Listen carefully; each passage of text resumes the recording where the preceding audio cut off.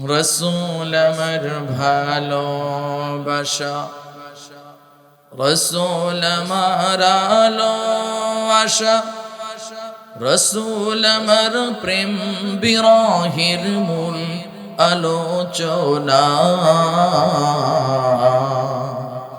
রসুল আমার কাজে কর্মে অনুপ্রেরণা, রসুল আমার আলো আশা, রসুল আমার ভালোবাসা, রসুল আমার প্রেম বিরহের মূল আলোচনা,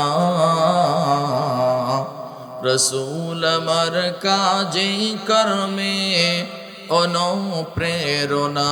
বাংলাদেশে একজন আপসহীন নেত্রী, তার নাম খালেদা জিয়া। বাংলাদেশে স্বীকার করেন চাই না করেন, ইসলামিক দল বলেন অন ইসলামিক দল বলেন, যার কথাই বলেন না কেন, বাংলাদেশে আপসহীন নেত্রী একজনই, তার নাম ম্যাডাম খালেদা জিয়া।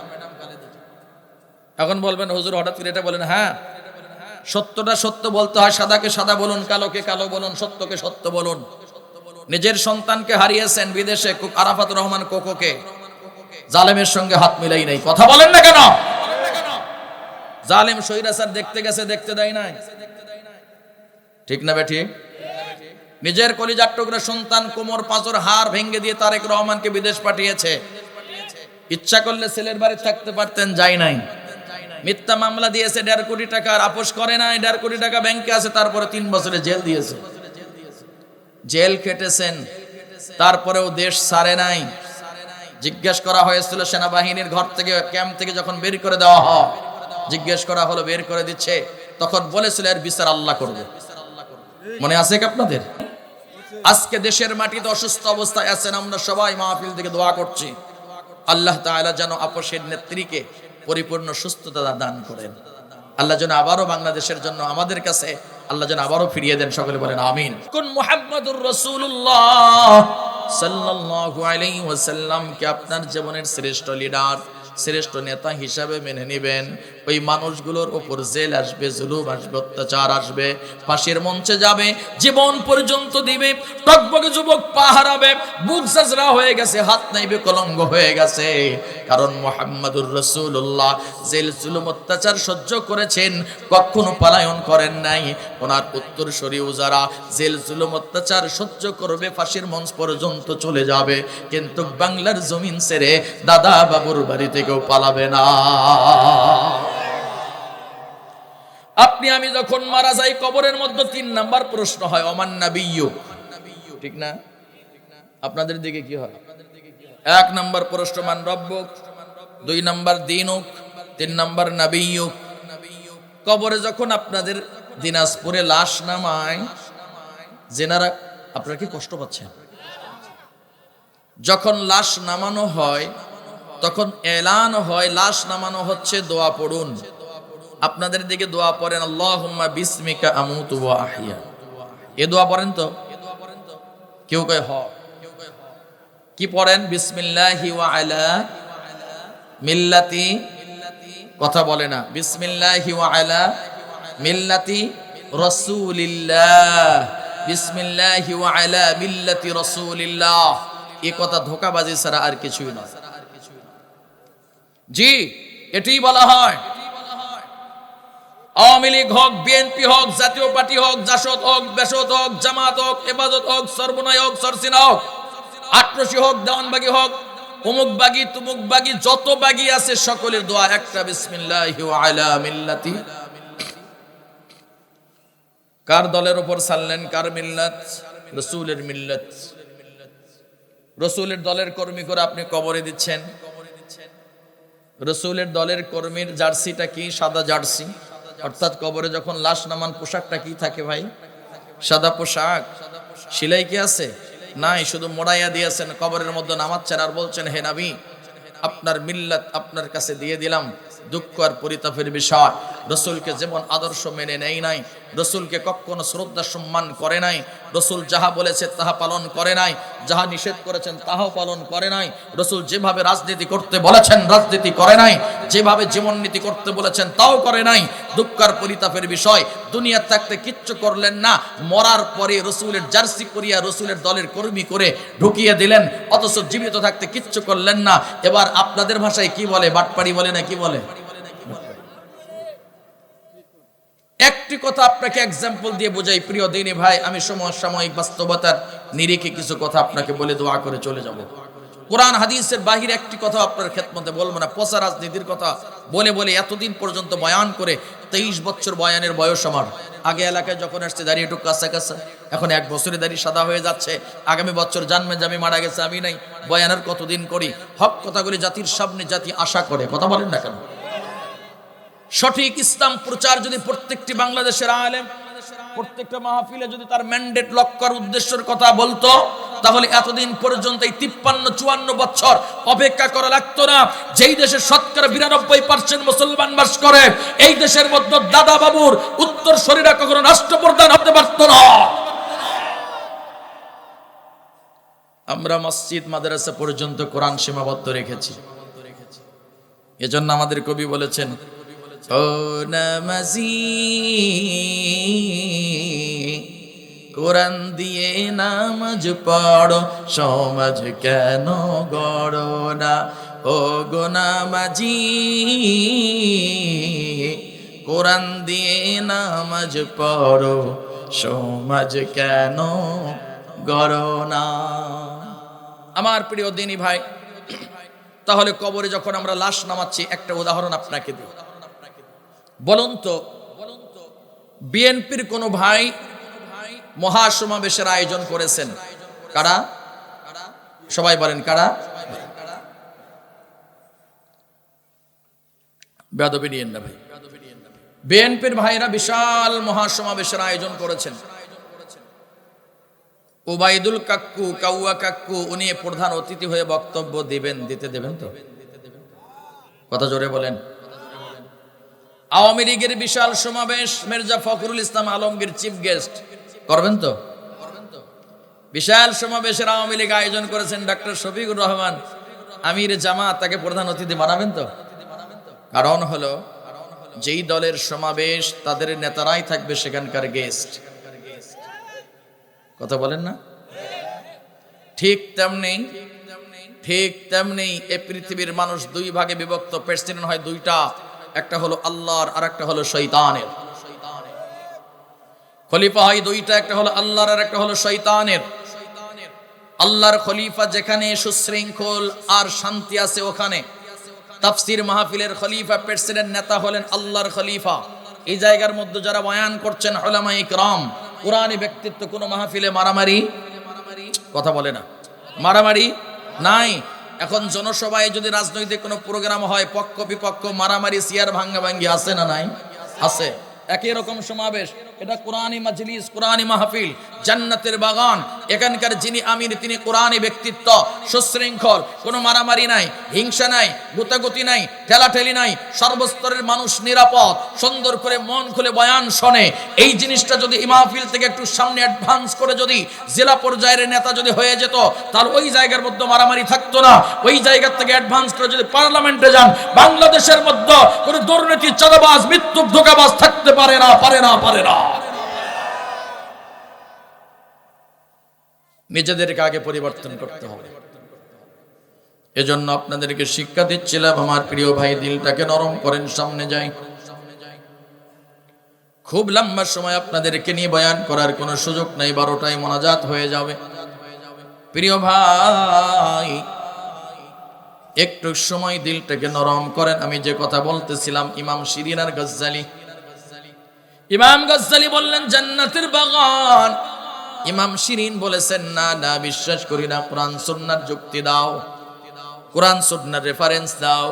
সঙ্গে সঙ্গে ইমাম গজ্জালি ডাকতে বললেন, কুল ইয়া ইবাদিয়াল লাযীনা আসরাফু আলা আনফুসিহিম লা তাকনাতু মির রাহমাতিল্লাহি ইন্নাল্লাহ يغفر الذنوب جميعا ইন্নাহু হুয়াল গফুরুর রহিম।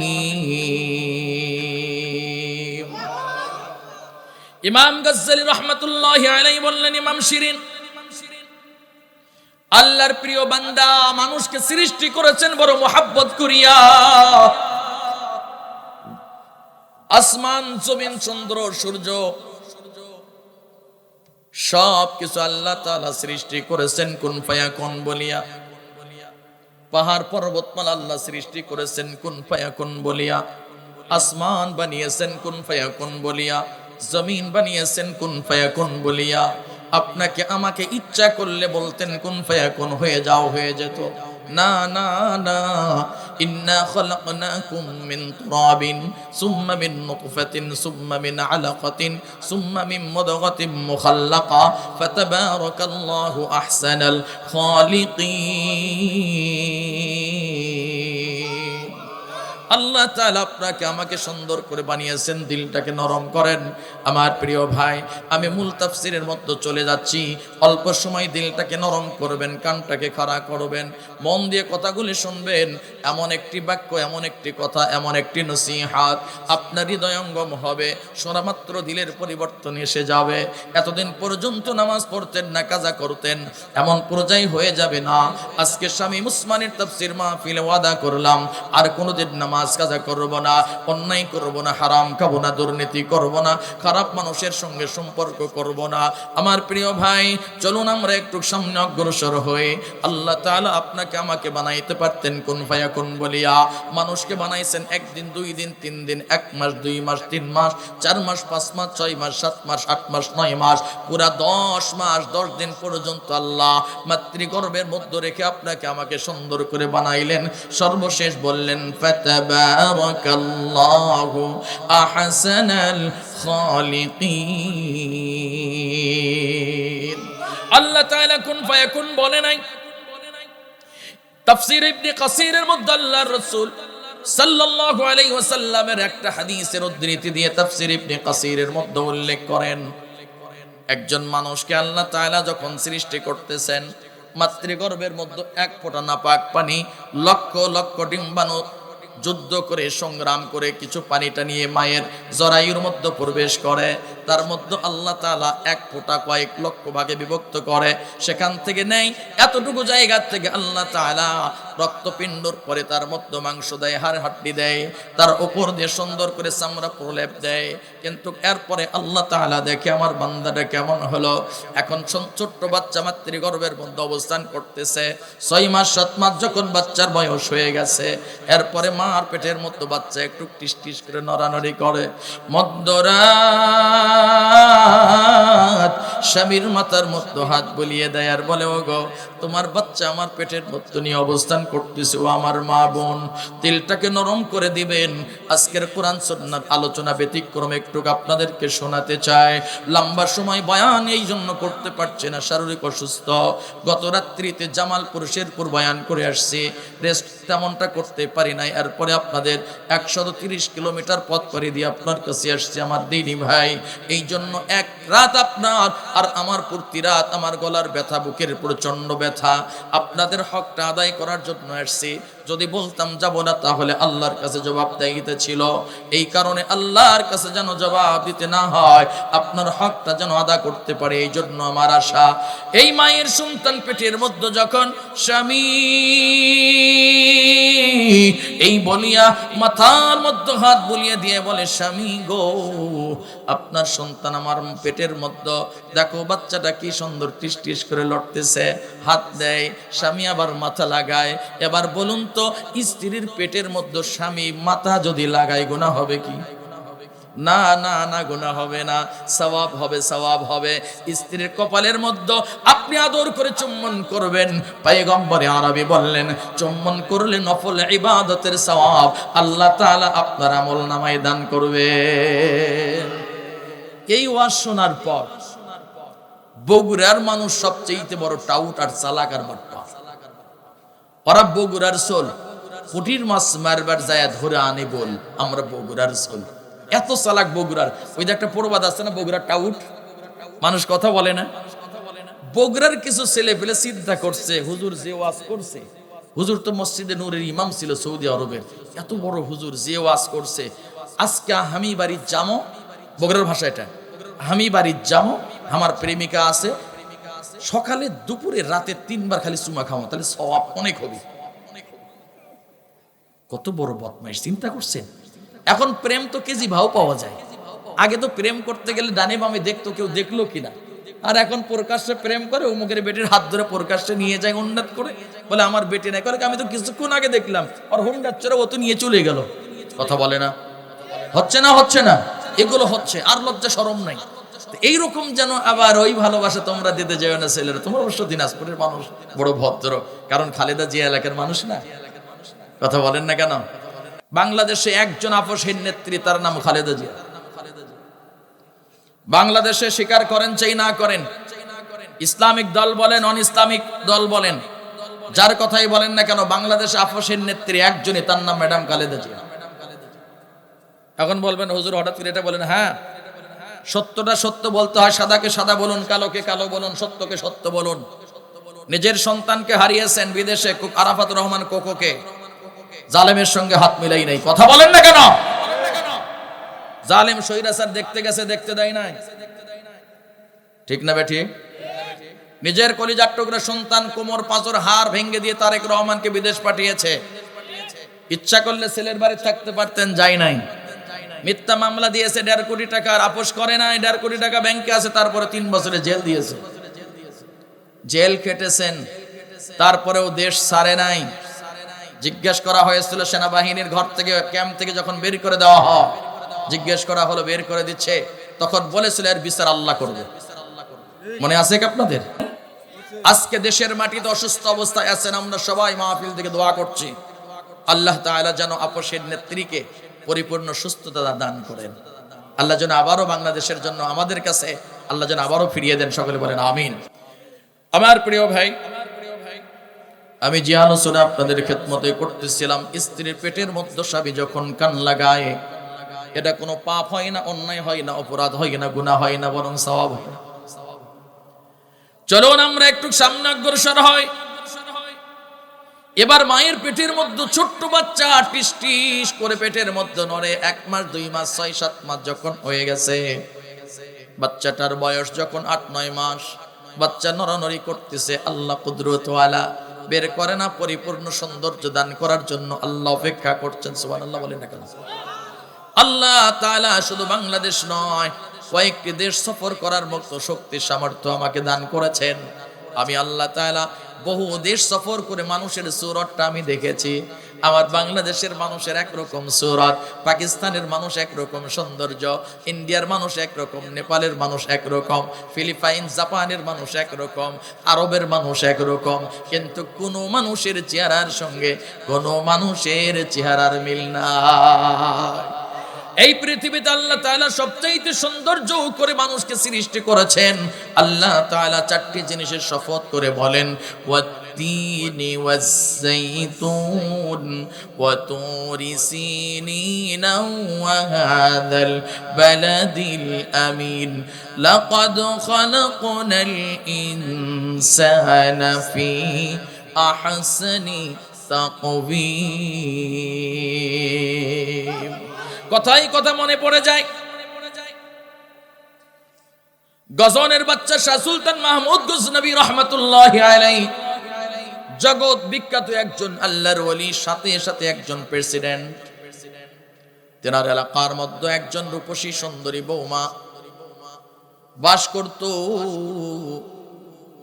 ওই বৌমার শ্বশুর ইন্তেকাল করার পরে তেনার স্বামী সেনাবাহিনীর একজন সদস্য ছিলেন। গুলজান সুলতান মাহমুদ গজনবীর একজন সেনা সদস্য ছিলেন। তার স্ত্রী বড় সুন্দরী, এত সুন্দর করে আল্লাহ বানিয়েছেন, যেহেতু আল্লাহ 4টি জিনিসের শপথ করে বললেন, আমি মানুষকে সুন্দর করে বানিয়েছি। সুবহানাল্লাহি ওয়া বিহামদি। এই মানুষটা এত সুন্দর, আপনি আমি আমরাও রাস্তাঘাটে চলতে গিয়ে মানুষ দেখতে পাই, কিছু কিছু মানুষকে আল্লাহ তাআলা এত সুন্দর করে বানিয়েছেন, চোখের পলক পর্যন্ত পড়ে না। আর এই সুন্দর হবার কারণে আমার বাংলাদেশের শিল্পীরাও গান গায়, পড়ে না চোখের পলক। আমার প্রিয় ভাই শাহ সুলতান মাহমুদ গজনবী রহমাতুল্লাহি আলাইহি, তিনার এলাকার এই সেনা সদস্যের স্ত্রী বড় সুন্দরী, কিন্তু রাতের অন্ধকারে কোনো এক যুবক মধ্যরাত্রিতে চলে যায় তার সতীত্ব নষ্ট করার জন্য। আমাদের এলাকার যদি কোনো সুন্দরী মেয়ে থাকে, কিছু বকাটে যুবক দেখবেন ইফতিজিং করে, উত্ত্যক্ত করে, অত্যাচার করে, প্রেম নিবেদন করে। কথা বলেন না কেন? ঠিক নেবে ঠিক। এই মেয়েটার উপর যখন বকাটে যুবকের নজর চলে গেল, এই যুবকের নজর যাবার পর তেনার শাশুড়িমা বড় ধার্মিক, তামাম পৃথিবীর সম্পদ আর মূল্য একদিকে, এই বৌমা আর শাশুড়িমা আর ইজ্জত আর সম্মানের মূল্য অপর দিকে, তারপরেও তার সমান হবে না। সেনা সদস্যের স্ত্রী শাশুড়ি মাকে বললেন, মা আপনি যখন ঘুমিয়ে যান ঠিক ওই সময় ওই টকবগে যুবক মধ্যরাত্রিতে আমার জানালায় আসে, ডাক দে বলে, আমি তোমার কাছে আসছি, তোমার প্রেমে আমি মাতোয়ারা হয়েছি, পাগল হয়ে গেছি, তোমার সৌন্দর্যে আমি ঝলসে গেছি, আমি তোমাকে চাই, শুধু তোমাকে চাই, তুমি ছাড়া আমার জীবনে আর কেউ নাই, শুধু তোমাকে চাই, শুধু তোমাকে চাই। সুন্দরী স্ত্রী বললেন, শোনো, আমার মাথার তালু থেকে পায়ের তালু পর্যন্ত আমার স্বামীর জন্য আমানত, আমি তোমার সঙ্গে কখনো কোনো কথা বলতে পারবো না। পরের দিন বললেন, আমি এসে সিদ্ধান্ত নিয়ে, হয় তুমি আমাকে ভালোবাসবা, তা না হলে তোমার একটা শৃঙ্খলা আমি করব। ঠিক মিলে যায়। ইউসুফ আলাইহিস সালামকে যেমন জুলাইখা ঘরের মধ্যে নিয়ে জিজ্ঞেস করেছিলেন, ইউসুফ আমি তোমাকে বড় ভালোবাসি, আমি সিদ্ধান্ত নিয়ে ফেলেছি, ছয়টি দরজা বন্ধ করে দিয়েছি, শেষ দরজায় তোমাকে নিয়ে খাস কামরায় চলে আসছি, সুন্দর করে রুম পর্যন্ত সাজুগাজু করেছি, বাসর রাত করব, ফুলসজ্জার রাত করব, আমার যৌন ক্ষুধা তোমাকে দিয়ে নিবারণ করব রে ইউসুফ। এতদিন পর্যন্ত তোমাকে বলেছি, তুমি মেনে নাও নাই, আজকে আমি সিদ্ধান্ত নিয়েছি, হয় আমার দিন নইলে তোমার দিন। এই দেখো আমার দিকে তাকাও, শরীরের কাপড়টা টেনে একবারে সম্পূর্ণ খুলে ফেলেছে। ইউসুফ আলাইহিস সালাম আল্লাহর ভয় অন্তরে থাকার কারণে সঙ্গে সঙ্গে বলছেন, ইন্নী আখাফুল্লাহ, আমি আল্লাহকে ভয় করি। না না না ও জুলাইখা, এমন কোন সিদ্ধান্ত তুমি নিও না, আমি এত বড় পাপ আর অন্যায় করতে পারি না। জুলাইখা বললেন, সিদ্ধান্ত আমার চূড়ান্ত, হয় তুমি আমার খাহিসাত পূর্ণ করবা, অর্থাৎ যৌন ক্ষুধা আমার নিবারণ করবা, আমি আর সহ্য করতে পারি না যখন তোমাকে দেখি, যেদিকে তাকাই শুধু তোমাকে দেখি আর তোমাকে দেখি। ইউসুফ আলাইহিস সালাম ছটফট করছেন, ডানে দেখতেছেন, বামে দেখতেছেন, ওয়ালের মধ্যে যখন নজর দিচ্ছেন ওই দিকে উলঙ্গ ছবি অঙ্কন করা, যেই ছবিগুলো দেখলে নারী পুরুষের যেন যৌবন উত্তপ্ত হয়ে যায়, এমন যখন দৃশ্য দেখলেন, ইউসুফ আলাইহিস সালাম মাথা নত করলেন, শেষ পর্যন্ত মাথা উঁচু করে আসমান জমিনের মালিকের কাছে শরণাপন্ন হলেন। ও প্রিয় ভাই, এই জায়গার মধ্যে জুলাইখা হলো জালেম, ইউসুফ হলো মাজলুম। মাজলুম যদি আল্লাহর কাছে দোয়া করে, আল্লাহ মুহূর্তের মধ্যে মাজলুমের দোয়া কবুল করে। জোরে বলা যাবে কি সুবহানাল্লাহ। আমার বাংলাদেশের আলেম উলামা, পীর মাশাইখ, হক্কানি রব্বানি, সকল নেতা নেত্রী যারা দীর্ঘ 15টি বছর হকের পক্ষে কথা বলেছে, জেলখানায় ঢুকিয়ে দিয়েছে, জেলখানার মধ্যে গিয়ে বারবার দোয়া করেছে, আল্লাহ শেখ হাসিনা সরকারকে 41 সাল পর্যন্ত হায়াত দাও। ঠিক না? জোরে কয় না। আপনি আমাকে জেল দিচ্ছেন আর আপনি হায়াত আমি 41 সাল পর্যন্ত ক্ষমতা দিব না? কি দোয়া করবো? আল্লাহ যত তাড়াতাড়ি পারো একে ধ্বংস করে দাও। ঠিক না? কথা বলেন না কেন? এমন যখন জেলখানার মধ্যে মাজলুম মানুষ, আল্লামা মামুনুল হক সাখাওয়াত রাজি রাহমাতুল্লাহি আলাইহি, পিচ্চি একজন বক্তা, যার কথাই খুব ঝাঁজ, রফিকুল ইসলাম মাদানী পিচ্চি, কথা বলেন না কেন? আমির হামজা সহ আল্লামা মরহুম মাগফুর দিলওয়ার হোসেন সাঈদী রাহমাতুল্লাহি আলাইহি, যেই মানুষটার হাতে হাত রেখে হাজার হাজার মানুষ কালেমা পড়ে ইসলাম গ্রহণ করেছেন, এই মানুষগুলোকে জেলের মধ্যে বন্দী, শেষ রাত্রিতে তাহাজ্জুদের যখন সময় হয়ে যায়, সিজদায় পড়ে ডাকে আর বলে, মালিক এই জালেম আমাদেরকে নৃশংসভাবে মারতেছে, আমাদের জেল জুলুম হচ্ছে, অত্যাচার করতেছে গো মাওলা, আল্লাহ এদেরকে তুমি ধ্বংস করে দাও, ধ্বংস করে দাও, ধ্বংস করে দাও। আমার প্রিয় ভাই, যার ঈমান যত বেশি তার পরীক্ষা তত বেশি, যার ঈমান আছে তার পরীক্ষা আছে, পক্ষান্তরে যার ঈমান নাই তার পরীক্ষাও নাই। আমার প্রিয় ভাই আসুন, তাহলে এই সমস্ত মাজলুম মানুষের দোয়ার বদৌলতে আমাদের সন্তানরা বৈষম্য বিরোধী আন্দোলনের ডাক দিলেন, মুহূর্তের মধ্যে পতন হলো। এ কথাটা সত্য নয়।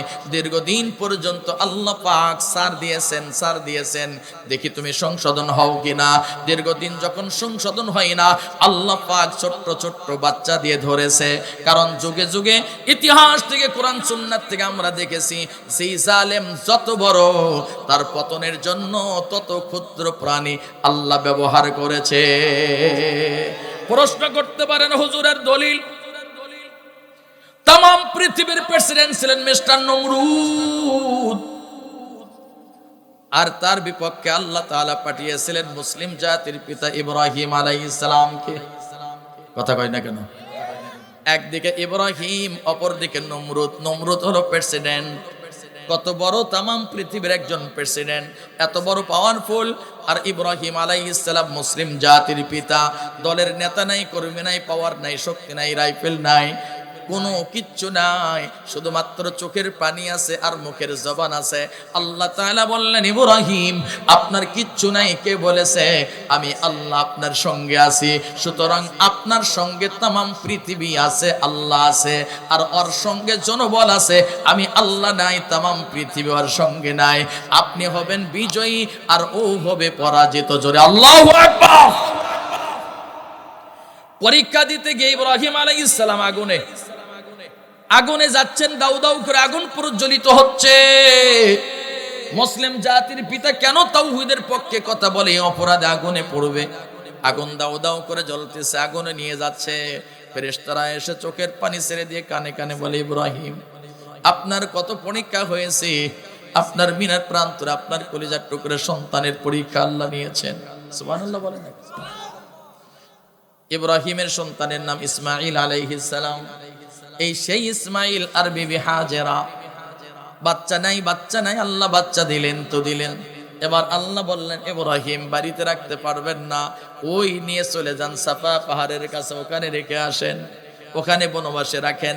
স্ত্রী আর সন্তান এমনিতেই তো সন্তান নাই, ও আমার মা বোন, যার সন্তান নাই সে যদি 100 বছর পর আল্লাহ সন্তান দেয়, এই সন্তানকে কি কখনো হাতছাড়া করতে চায়? আল্লাহ বললেন, ইব্রাহিম আপনি সন্তান আর স্ত্রীকে বনবাসে রেখে আসেন।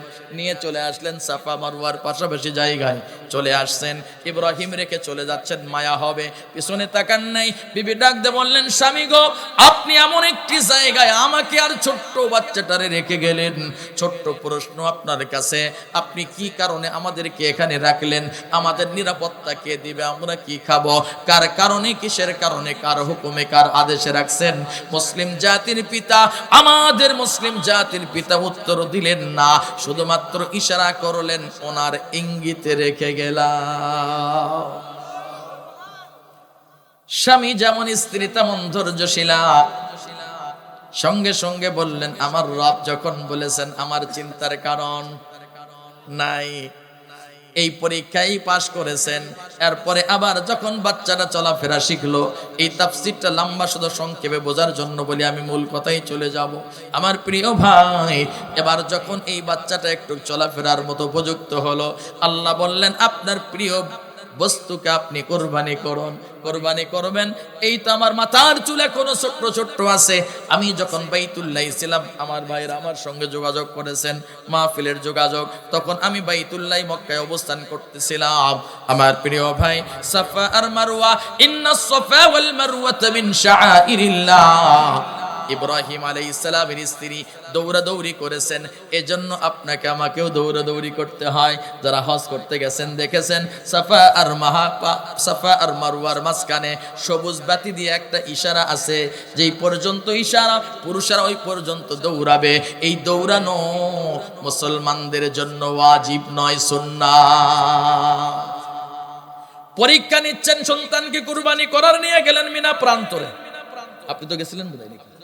মিনা প্রান্তরে দেখবেন ওভার ব্রিজের নিচ থেকে ছোট্ট একটা গম্বুজের মতো চিহ্ন দেখা যায়। ওই জায়গার মধ্যে ইসমাইলকে শোয়াইছে, যাবে করবে। এই পরীক্ষায় পর্যন্ত ইব্রাহিম আলাইহিস সালাম উত্তীর্ণ হয়েছেন। এরপরে ইব্রাহিমকে আগুনে ফেলতেছে, আগুনে টস টস করে বুক টান টান করে চলে যাচ্ছে। ভাই কি কষ্ট হচ্ছে আপনাদের? থাকবেন শেষ পর্যন্ত? আর 25 মিনিট থাকা যাবে, তাহলে 12টা বেজে যাবে। যারা যারা থাকবেন আল্লাহর জন্য একটু হাত তুলে দেখান, লিল্লাহি তাকবীর। সবাই টান টান করেন, লিল্লাহি তাকবীর, লিল্লাহি তাকবীর। আমার প্রিয় ভাই, মুসলিম জাতির পিতার চাইতে দামি মানুষ তো আর আমি আপনি নই। এবার দিলটাকে নরম করবেন, শুধু তাফসীরের দিকে খেয়াল করবেন। আমার তাফসীর লাইন বাই লাইন একে একে আমি খণ্ডন করব, সামনে অগ্রসর হব। 3টি ডালপালা বের হয়ে গেছে, 3টা ডালপালা নিয়ে মূল জায়গায় চলে যাব। প্রিয় ভাই, আগুনের মতো যাচ্ছেন, তাকান আমার দিকে, মাথা নত নয়, টান টান করে যাচ্ছেন। আমার বাংলাদেশের প্রহসনমূলক বিচারের রায় দিতে গিয়ে যখন বাংলাদেশের ইসলামিক স্কলারদেরকে যখন ফাঁসির মঞ্চে নিয়ে যাওয়া হয়, বিএনপির একজন নেতা ছিল যার নাম সাকা চৌধুরী, অর্থাৎ সালাউদ্দিন কাদের চৌধুরী। আর বাংলাদেশের জামাত ইসলামের কয়েকজন আমির ছিলেন, আলী আহসান মুজাহিদ, কথা বলেন না কেন, মতিউর রহমান নিজামী, আব্দুল কাদের মোল্লা সহ অসংখ্য ব্যক্তিদেরকে ফাঁসির মঞ্চে নিয়ে যাওয়া হচ্ছে। যখন ফাঁসির মঞ্চে নিয়ে যাবে তার আগের দিন স্ত্রী সন্তানদেরকে শেষ ইচ্ছা পূরণ করার জন্য ডাকা হলো। এবার একটু দিলটাকে নরম করে আপনি ওই জায়গার মধ্যে নিজেকে দাঁড় করান। ধরুন আপনার আমার ফাঁসির রায় হয়ে গেল, স্ত্রী আসছে, আমার বাবা মা সহ সন্তান আসছে, এসে শুধু আনন্দ করতেছে, তাই না? না না না, তারা জানে এই মাত্র কিছুক্ষণ পর আমার স্বামী চিরবিদায় নিয়ে চলে যাবে। মা বলতেছেন আমার কলিজার টুকরে সন্তান বিদায় হয়ে চলে যাবে। সন্তান এবার ডাক দেয়, বলে আব্বু কতদিন হয়ে গেল তোমারে দেখি না। ছোট্ট বাচ্চা কিচ্ছু বোঝে না, কপালের মধ্যে চুম্বন করে ছোট্ট বাচ্চা, দাড়িগুলো ধরে আর চুম্বন করে, আব্বু বাড়িতে যাবা না? বাচ্চা তো জানে না জেলখানার থেকে বাড়িতে যাওয়া যায় না। আমার প্রিয় ভাই, এই বাচ্চাটা আব্বুকে বলতেছে, আব্বু তুমি কবে বাড়িতে যাবা?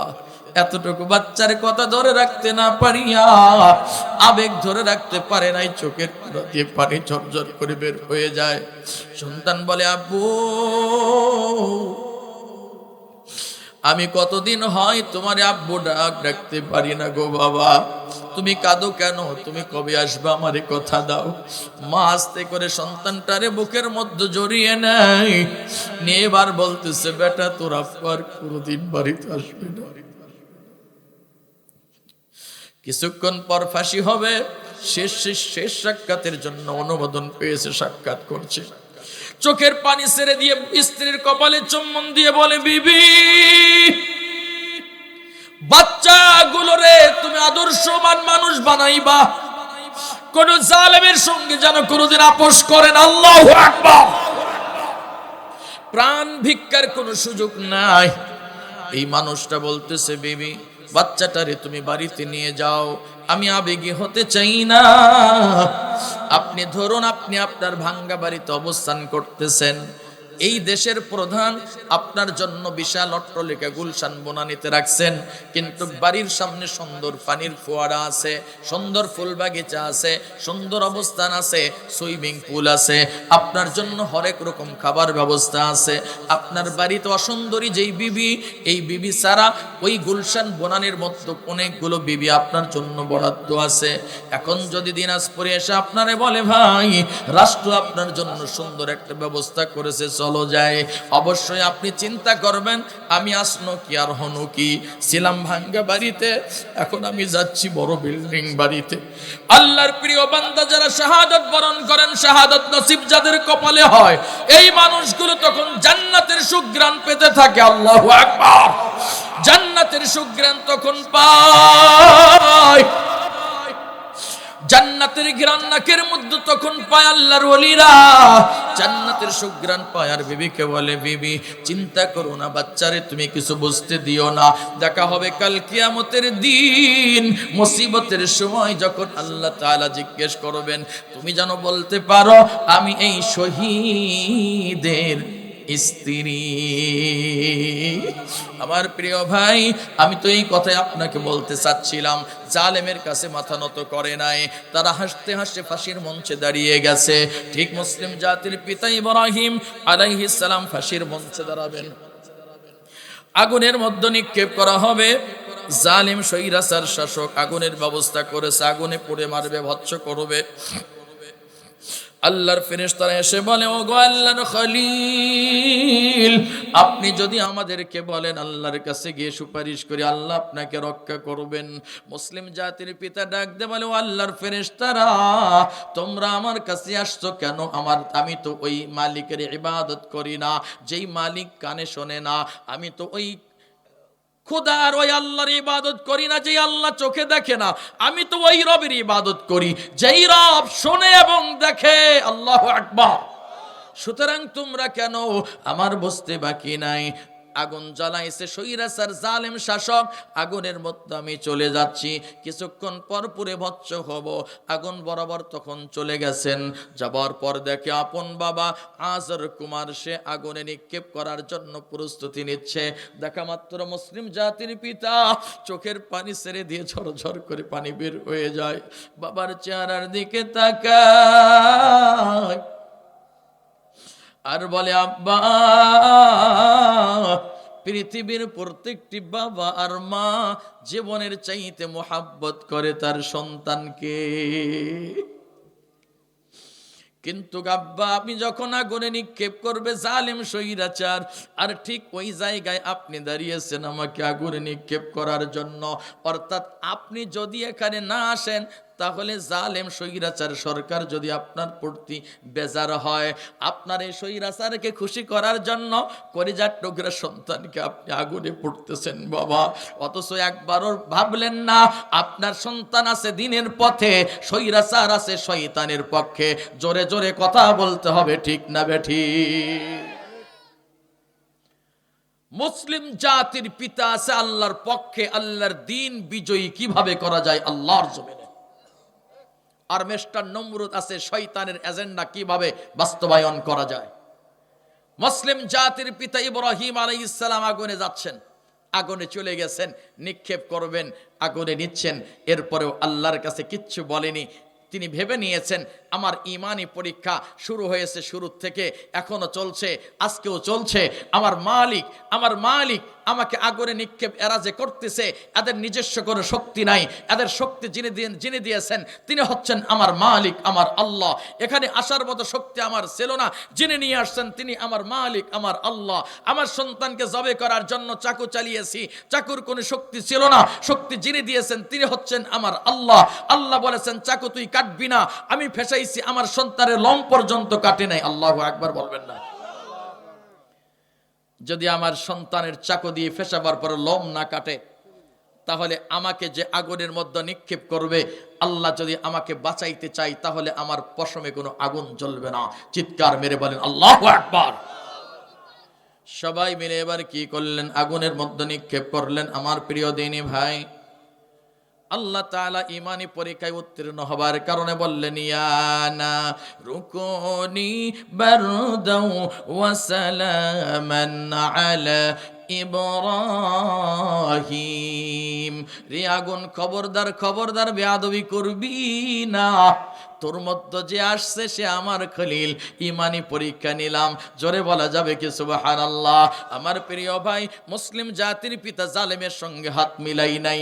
এদিকে কি আপনাদের মনে আছে ইউসুফ আলাইহিস সালাম খাস কামরার মধ্যে বন্দী, মনে আছে না নাই? খাস কামরার মধ্যে বন্দী ইউসুফ, জুলাইখা একজন জালেম অত্যাচারী, শেষ পর্যন্ত ইউসুফকে শরীরের কাপড় খুলে ফেলছে। ইউসুফ আমার দিকে দেখো, আমার দিকে তাকাও, আমি যা চাই তুমি তাই করো। আমার মা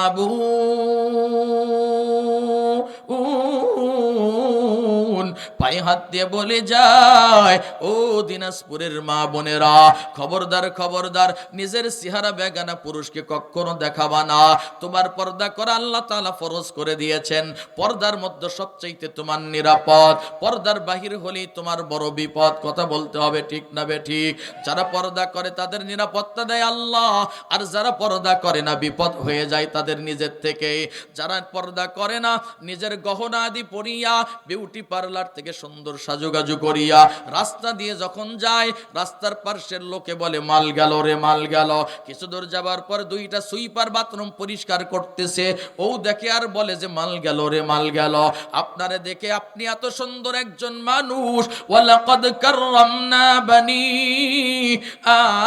আদম, আল্লাহ তাআলা আপনাকে বড় সুন্দর করে বানিয়েছেন, অথচ মানুষ তুচ্ছ আর তাচ্ছিল্য করিয়া আপনাকে মাল গেল বলল। আপনার কাছে বলি রে যুবক, তুমি এই মানুষটাকে অসম্মানিত করলা, ও বেপরদা করার কারণে গুনাহ করলো, তুমি কেন তাকাইলা? তুমি তো মুসলিম, তোমার নজর ওদিকে যাবে না। সূরা নূরের মধ্যে আল্লাহ বলছেন, কুল্লিল মুমিনিনা ইয়াগুদ্দু মিন আবসারিহিম ওয়া ইয়াহফাযু ফুরুজাহুম। পক্ষান্তরে মেয়েদেরকে আল্লাহ বললেন, ওয়াকুল্লিল মুমিনাতি ইয়াগুদ্দুনা মিন আবসারিহিন্না ওয়া ইয়াহফাযুনা ফুরুজাহুন্না। ছেলেরা শুধুমাত্র নজর নিম্নগামী করবে তা কিন্তু নয়, ছেলেরাও করবে মেয়েরাও করবে। পর্দা শুধু ছেলেরা করবে তা নয়, মেয়েরাও করবে। মেয়েরা পর্দা যদি না করে রাস্তা দিয়ে যায়, ছেলেরা এক নজর যদি চলে যায়, মুহূর্তের মধ্যে নজর নিচু করবে আর দেখবে না। জুলাইখা ঘরে এলো, উনি আর তাকাই নাই, কারণ বারবার তাকানো সুপুরুষের কোনো লক্ষণ নয়। ইউসুফ আলাইহিস সালাম আর তাকাই নাই, মাথা নত করে আছে, আল্লাহর সাহায্য প্রার্থনা করে বলে, মালিক, এই কঠিন পরীক্ষার মধ্যে আমি কিভাবে পাশ করব আমি জানি। আপনার খাস রহম, আপনার মদদ ছাড়া আমি এই জায়গার মধ্যে নিজেকে রক্ষা করতে পারবো না গো মালিক। আল্লাহ ইয়া রাব, আপনার সাহায্য প্রার্থনা করতেছে।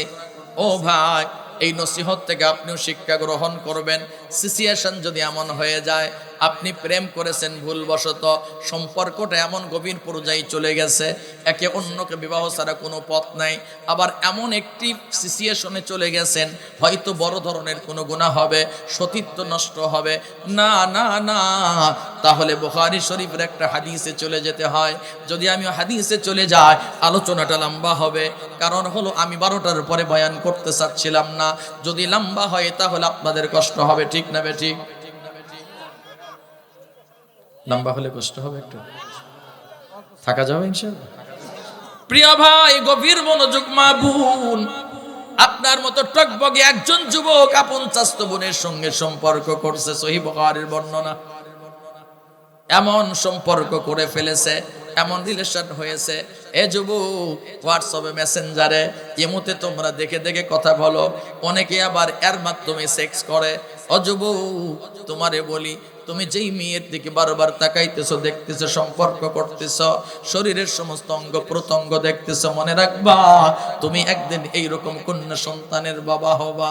যদি ওই জায়গায় তোমার সন্তান রেখেও এমন করতো, তুমি বাবা হিসাবে জানার পরে কেমন লাগতো রে যুবক?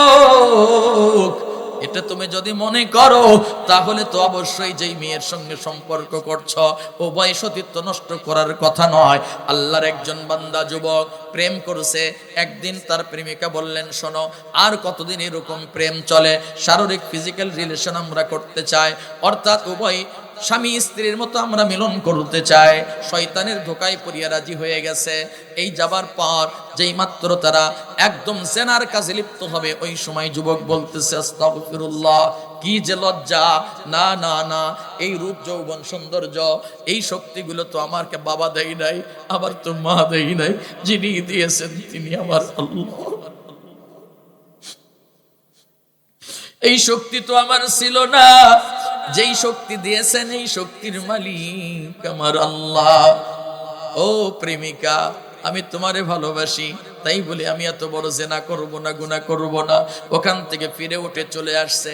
হাদিসের ব্যাখ্যা নেন, উভয়ের কাপড় খোলা, উলঙ্গ উলঙ্গিনী, জেনা করবে ঠিক ওই সময় আল্লাহর ভয়ে ওই গুনাহ থেকে ফারেক হয়ে চলে গেছে।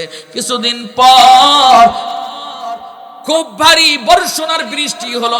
গত বছর মক্কা মদিনায় আরবের মধ্যে এমন পরিমাণ রেকর্ড করার মতো বৃষ্টি হবার কারণে পাহাড়ের মধ্যে ফসল অর্থাৎ ঘাস জেগে গেছে, অনেক উট পর্যন্ত স্রোতে ভেসে চলে গেছে। বহু বছর পর ওই দেশের ইতিহাসবিদরা বলেছেন 300 বছর পর এমন কঠিন বৃষ্টি হয়েছে। এই রকম ওই যুবক রাস্তা দিয়ে, 3জন ব্যক্তি রাস্তা দিয়ে চলে যাচ্ছেন আপনজনের বাসায়। ঝড় আর তুফান বৃষ্টি শুরু হলো। মুহূর্তের মধ্যে গুহার নিচে আশ্রয় নিলেন। ছোট্ট একটা পাহাড়ের কুবরি এই গুহার মধ্যে আশ্রয় নিল। পাহাড় থেকে বড় একটি পাথর অতি বৃষ্টি আর ঝড় তুফানের কারণে গড়তে গড়তে এসে ওদের মুখের মধ্যে আটকিয়ে গেল। 3জন ব্যক্তি আটকা পড়ে গেল। টকবগে 3জন যুবক আটকা পড়ে গেছে।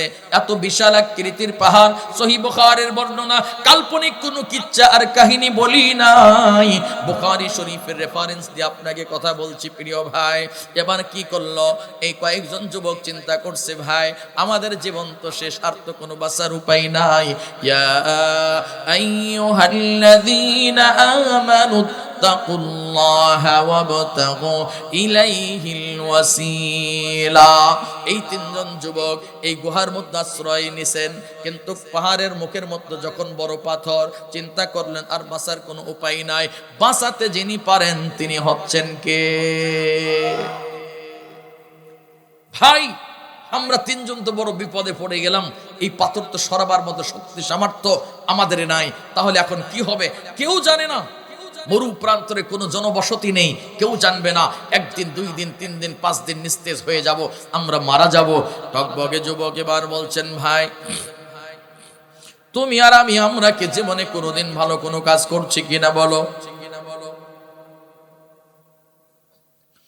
এবার একজন বললেন, অর্থাৎ এই সেই যুবক, যেই যুবক প্রেমিকার সঙ্গে গুনাহ থেকে হেফাজত হলেন, আলাদা হয়ে গেলেন, গুনাহ করলেন না। এই যুবক ডাক দিয়ে বললেন, ভাই আমার জীবনে ভালো কোনো আমল না থাকলেও আমি আমার প্রেমিকার সঙ্গে খারাপ আচরণ করতে চেয়েছিলাম। তার সঙ্গে খারাপ আচরণ করতে গিয়া আমি আমার মালিককে স্মরণ করেছি। আমি আর গুনার কাজ করি নাই, গুনার কাজ ছেড়ে দিয়েছি। ও ভাই এছাড়া আমার কোনো ভালো কাজ নাই। এ ভাই তোমার কি কাজ আছে? আর একজন যুবক বললেন, আমার বাড়িতে আমার একজন বৃদ্ধা মা আছে। এই মাটা এতটাই রাগী আর এতটাই বিশ্রী কথা বলে। আমার স্ত্রী আছে, সন্তান আছে, ক্ষুধার্ত। আমি মরু প্রান্তরে আমার ছাগলের পাল নিয়ে ঘাস খাওয়াইতে নিয়ে যেতাম। মধ্যরাত্রিতে আসতাম, ওইগুলো ছাগল দহন করে সর্বপ্রথম আমার কলিজার টুকরে সন্তান এসে আমার কাছে কান্নাকাটি করতো আর বলতো, আব্বু আমারে দুধ দাও, আমি দুধ খাবো। কিন্তু আমি দায়িত্ব মনে করেছি আমার মায়ের সেবা করা আমার জন্য দায়িত্ব আর কর্তব্য। আমার স্ত্রী সন্তানরে না খাওয়াইয়া তারা কান্নাকাটি করতো। তারপরেও আমার মায়ের হক আদায় করার জন্য সর্বপ্রথম দুধ আমি আমার মারে খাওয়াইতাম। জোরে বলা যাবে কি সুবহানাল্লাহ? 3জন যুবককে জিজ্ঞেস করা হলো, 3 নাম্বার যুবক, রে যুবক তোমার এমন কি কোনো আমল আছে? তখন বললেন, ভাই আমার বাড়িতে একজন কাজের লোক ছিল। ওই লোকটা পারিশ্রমিক না নিয়ে চলে গেছে, খুঁজে আজ অবধি পাই নাই। কিন্তু তার যেই পরিমাণ মাহিনার টাকা ছিল, ওই টাকা দিয়ে আমি একটা গাভী ক্রয় করেছিলাম। ওই গাভীগুলো বড় হতে হতে হতে হতে এতগুলো বংশ বিস্তার করে ফেলেছে।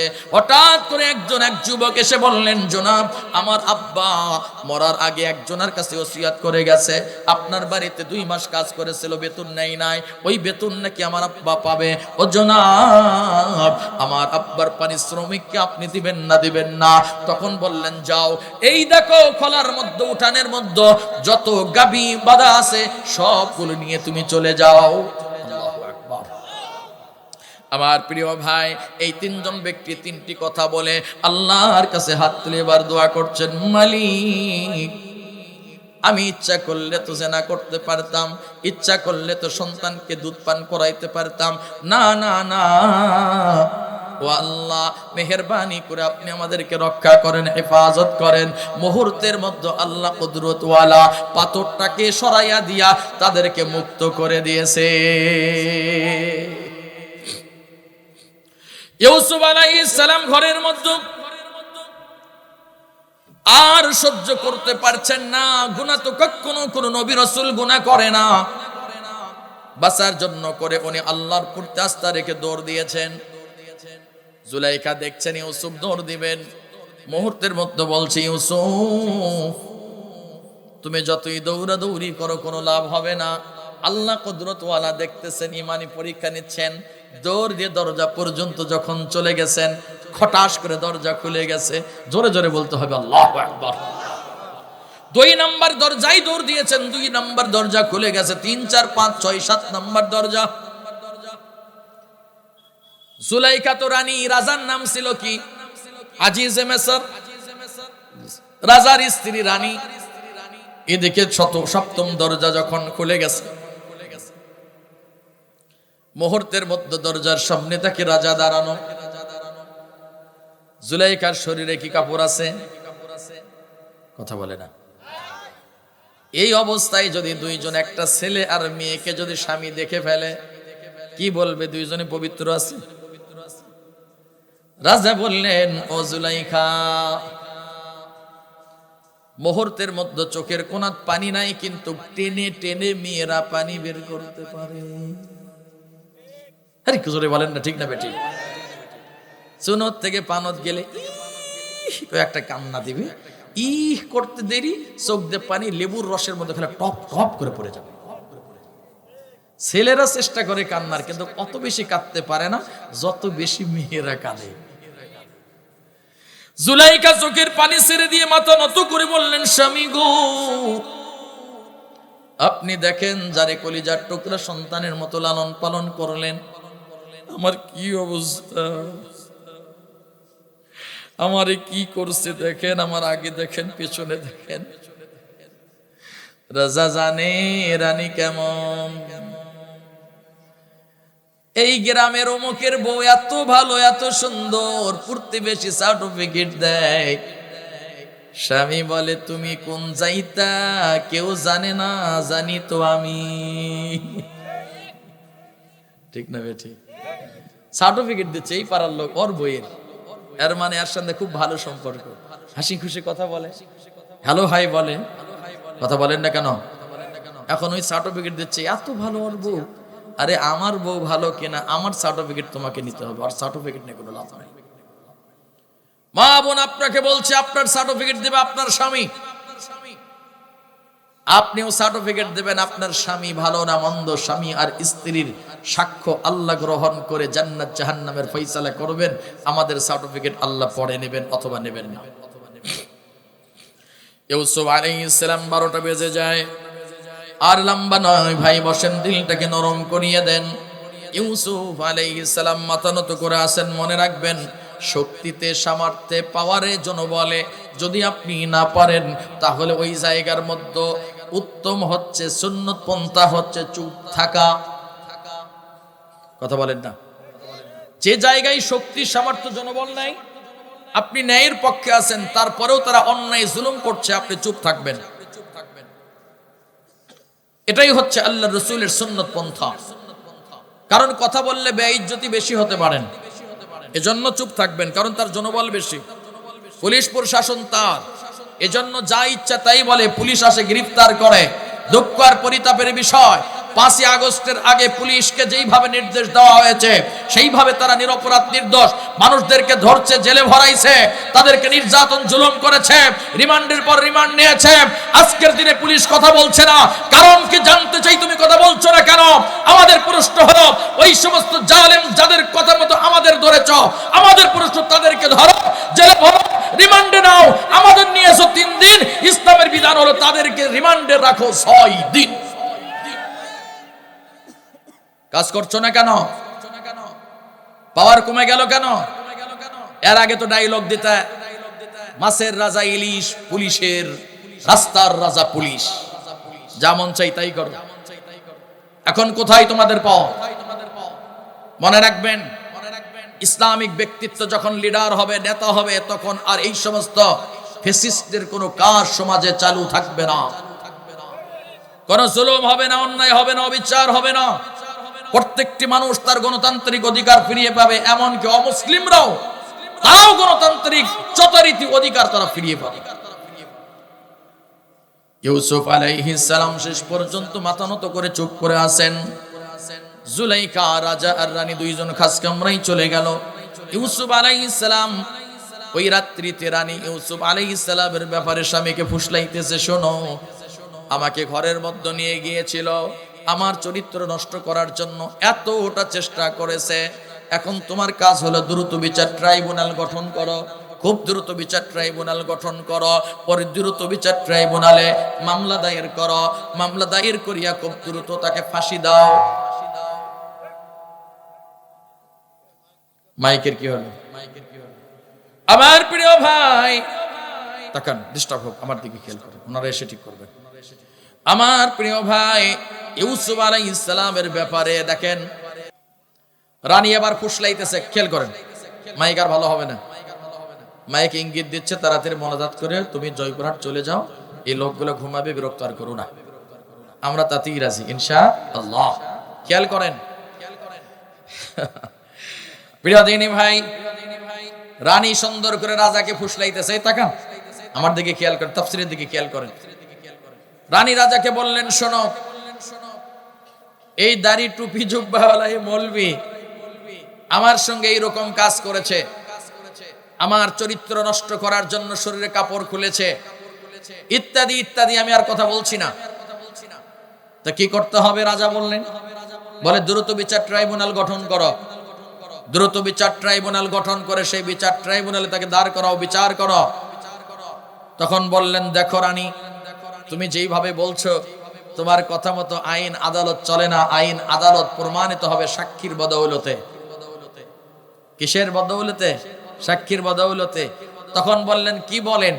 আমার কি বন্ধু বান্ধব বান্ধবীকে আমার কুম আছে, রাতের মধ্যে চুটকির মধ্যে সাক্ষী সব রেডি করব, যা বলতে বলবো তাই বলবে। আমার বাংলাদেশে বিচার হচ্ছে 41 বছর পর স্বাধীনতা বিরোধী অপরাধের মামলার আসামি আল্লামা মরহুম দেলোয়ার হোসেন সাঈদী রাহমাতুল্লাহি আলাইহি, তাকে জিজ্ঞাসা করা হলো, একজন মহিলাকে তুমি কি দেখেছো? বলে, দেখেছো মানে? আমি কাছে থেকে দেখেছি, একে একে 17 জন মেয়েকে সে ধর্ষণ করেছে। বলুন তো প্রিয় ভাই, একজন পুরুষ 17 জন মেয়েকে একে একে ধর্ষণ করার মতো শক্তি বাংলাদেশের পুরুষের কি আছে? যারা পিচ্ছি এরা গছে নাই, তোরা কি বুঝিস? বা তোমার বাপ হাসির চলে, হাসির খোরাক আপনাকে দেই নাই, বড় দুঃখ আর কষ্ট নিয়ে কথা বলছি আপনাকে ভাই, ঠিক আছে না? একের পর এক সাক্ষ্য দিচ্ছে 41 বছর পর। আমাকে আজকে আপনি জিজ্ঞেস করেন আগামী পরশু আপনার মাহফিল কোথায়, আমি সরাসরি বলবো ডায়েরি ছাড়া বলতে পারবো না, কারণ আমার স্মরণ নেই। 3 দিন 5 দিন 7 দিন পরে কোথায় মাহফিল আমি বলতে পারি না। 41 বছর আগে কোথায় কার সাথে কি হয়েছে আপনি বলতে পারেন। জুলাইখা এবার রাজাকে বললেন যে সাক্ষীর দরকার, চুটকির মধ্যে রাতের মধ্যে সব ঠিক করব।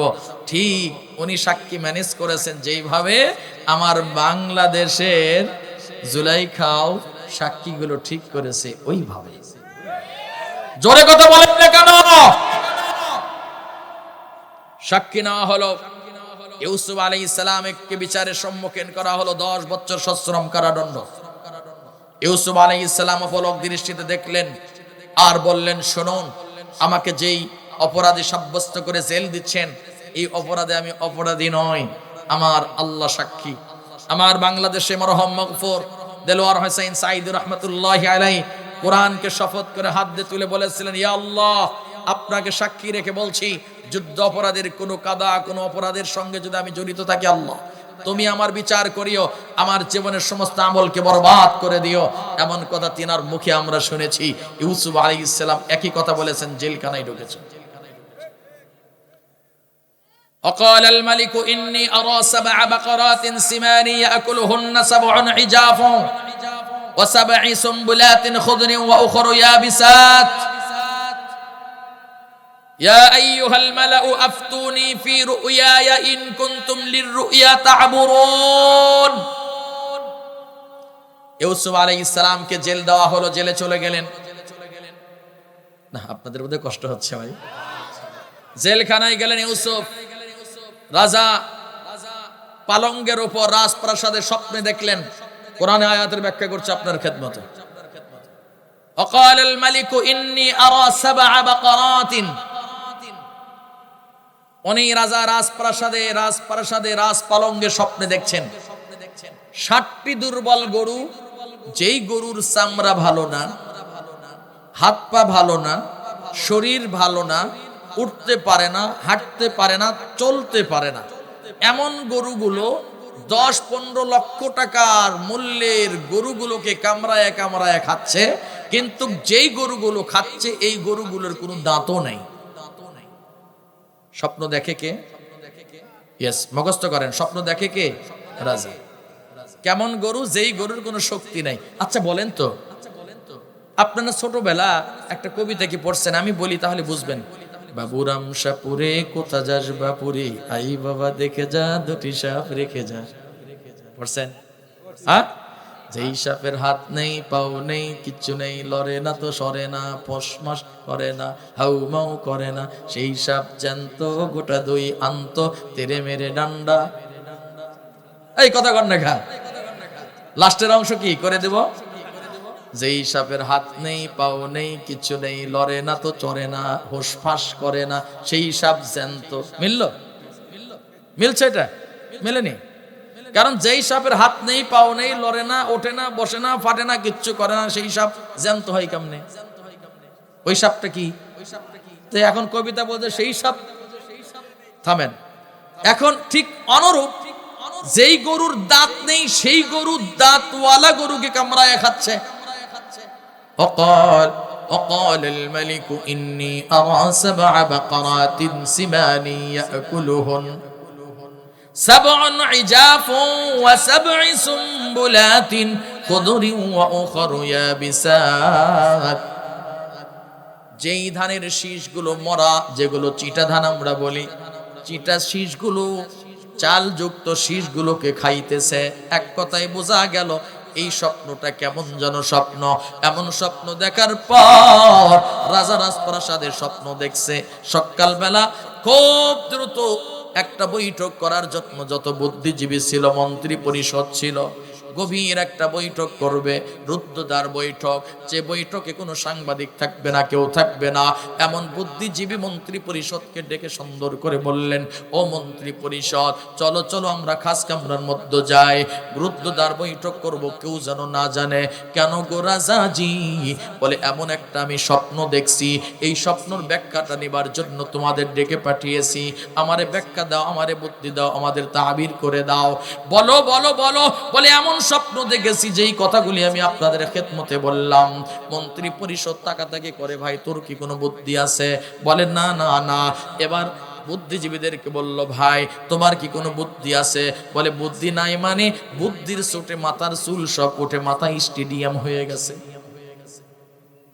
তে বুদ্ধি দাও। বলে না, আমাদের কাছেও কোনো বুদ্ধি নাই। ও রাজাজি, আপনি যেই স্বপ্ন দেখছেন এই স্বপ্নটা বেহুদা আননেসেসারি। এমন কোন স্বপ্নের কোনো ব্যাখ্যা হয় না।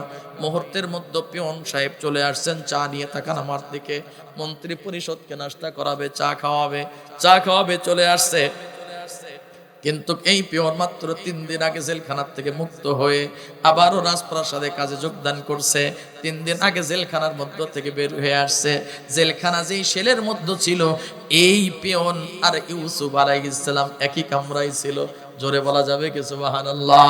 এই দুইজন ব্যক্তি একই কামরায় ছিল। আমার বাংলাদেশের একজন ফাঁসির আসামি, যার ফাঁসি হয়ে গেছে, ওই ব্যক্তি আব্দুল কাদের মোল্লা, আর আওয়ামী লীগের একজন এমপি গোলাম মৌলা রনি আর আব্দুল কাদের মোল্লা, যাকে ফাঁসি দেওয়া হয়েছে। এই দুইজন ব্যক্তি একই রুমের মধ্যে ছিল। গোলাম মৌলা রনিকে আব্দুল কাদের মোল্লা উনি বললেন, ও গোলাম মৌলা রনি, তোমার নেত্রীরে জিজ্ঞেস করবা আমাকে যে ফাঁসি দিচ্ছে সাক্ষ্য প্রমাণাদির ভিত্তিগুলো ঠিক আছে না নাই। তোমার নেত্রীকে কোনোদিন তুমি বলিও তোমার তো আর ফাঁসি হবে না, আমাদের ফাঁসি হবে নিশ্চিত জেনে গেছি। তোমার নেত্রীকে বলিও এই আদালত যেন চালু রাখে।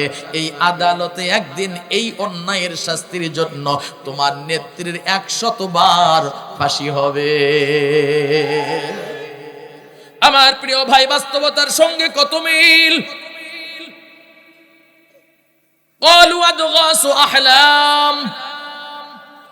মন্ত্রী পরিষদ আর বুদ্ধিজীবীর টিমটা বললেন, قالوا أضغاث أحلام।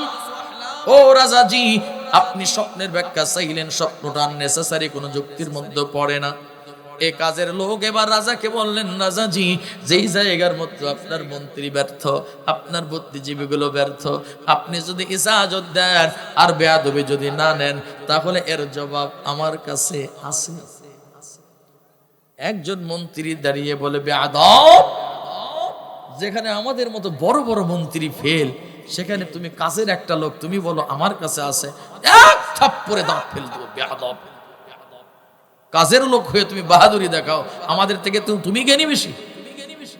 জিজ্ঞাসা করা হলো মহিউদ্দিন খান আলমগীর, সাবেক স্বরাষ্ট্রমন্ত্রী, রানা প্লাজা ভেঙে গেল কেন? ও মহিউদ্দিন খান আলমগীর উত্তর দেয়, রানা প্লাজা তো এমনি ভেঙে যায় নাই, বিএনপি আর জামাতের লোক ওই খুঁটি ধইরা ধাক্কা দিছে, এই জন্য ভেঙে গেছে। এগুলো বলেনি ভাই? এর কথা কই না? আপনি বলেন যে আমি বানিয়ে বললাম, এগুলো বলেনি? তাহলে মন্ত্রীর অবস্থা কি? এই মন্ত্রী যেমন উত্তর দিল, ইউসুফ আলাইহিস সালামে যে ফাঁসি দিবে, ওই রাজার মন্ত্রীগুলো একই রকম উত্তর দেয়। এতে বোঝা যায় এই ধ্বজা আর ওই বোঝা